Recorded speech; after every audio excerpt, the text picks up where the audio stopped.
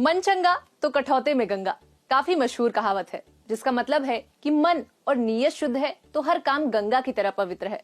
बता दे, ये कहावत संत रविदास की है। मान्यता है कि संत रविदास का जन्म माघ पूर्णिमा के दिन हुआ था। आज 16 फरवरी को माघ पूर्णिमा मनाई जा रही है। ऐसे में आज का दिन संत रविदास की जयंती के रूप में भी सेलिब्रेट किया जाता है। कौन थे संत रविदास, क्या था इनका यूपी से नाता, भक्ति आंदोलन में इनका क्या योगदान रहा, आइए जानते हैं। वैसे तो संत रविदास की जन्म तिथि को लेकर इतिहासकारों में काफी मतभेद है, पर माना जाता है कि गुरु रविदास का जन्म 1377 में वाराणसी उत्तर प्रदेश के सीर गोवर्धन गांव में हुआ था। वाराणसी में उनका भव्य मंदिर और मठ आज भी स्थित है, जहां देश भर से लोग उनके दर्शन करने के लिए आते हैं और उनके जन्म स्थान पर बने श्री गुरु रविदास जन्म स्थान मंदिर में भव्य समारोह का आयोजन भी किया जाता है।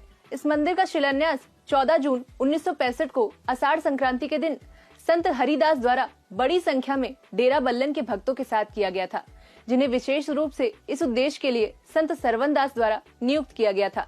भक्तों ने गुरु रविदास के जन्म स्थान का पता लगाया और मंदिर का निर्माण किया। ऐसा माना जाता है कि इस स्थान पर गुरु रविदास जी रहते थे और भक्ति करते थे। मंदिर का निर्माण 1994 में पूरा किया गया। इनका जीवन विवरण भी काफी अनिश्चित और विवादित है, पर विद्वानों का मानना है कि उनका जन्म मोची जात में हुआ था। इनके पिता का नाम संतोख दास और माता का नाम कलसा देवी था। रविदास भक्ति आंदोलन के एक भारतीय रहस्यवादी कवि संत और 15वीं व 16वीं शताब्दी के दौरान रविदासीय धर्म के संस्थापक थे।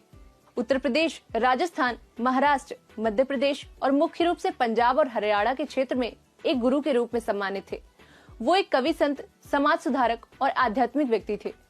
रविदास के भक्ति छंदों को गुरु ग्रंथ साहिब के नाम से जाने जाने वाले सिख धर्म ग्रंथ में शामिल किया गया है। हिंदू धर्म के भीतर ददुपंथी परंपरा के पंचवाड़ी पाठ में रविदास की कई कविताएं शामिल की गई हैं। उन्होंने जाति और लिंग के सामाजिक विभाजन को दूर करना सिखाया और व्यक्तिगत आध्यात्मिक स्वतंत्रता की खोज में एकता को बढ़ावा दिया। सामाजिक न्याय, समानता और भाईचारा जैसे संत रविदास के दर्शन और मूल्य हमारे संवैधानिक मूल्यों में निहित हैं।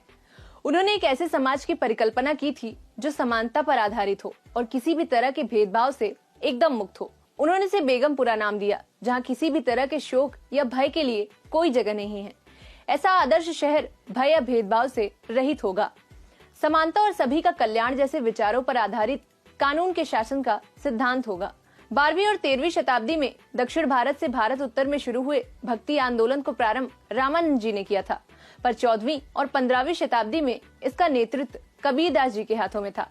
इस समय रामानंद, नामदेव, कबीर, नानक, दादू, रविदास, तुलसीदास एवं चैतन्य महाप्रभु जैसे संतों के हाथ में इस आंदोलन की बागडोर थी, जिन्होंने अपनी रचनाओं के माध्यम से भगवान की स्तुति के भक्ति गीतों पर बल दिया था। तो वहीं संत रविदास जी ने अपने दोहों व पदों के माध्यम से जातिगत भेदभाव को दूर कर सामाजिक एकता और मानवतावादी मूल्यों पर बल दिया था। संत रविदास जी ने अपनी कविताओं में जनसाधारण की ब्रज भाषा का प्रयोग किया था। साथ ही उन्होंने अवधी, राजस्थानी, खड़ी बोली और उर्दू फारसी शब्दों का भी प्रयोग किया था। जनसाधारण की भाषा के माध्यम से रविदास जी के सामाजिक संदेशों का काफी तेजी से प्रचार प्रसार हुआ। इसी के साथ आप सभी व्यूअर्स को बातें यूपी की टीम की ओर से संत रविदास जयंती की हार्दिक शुभकामनाएं। ऐसी ही तमाम जानकारियों के लिए देखते रहें बातें यूपी की।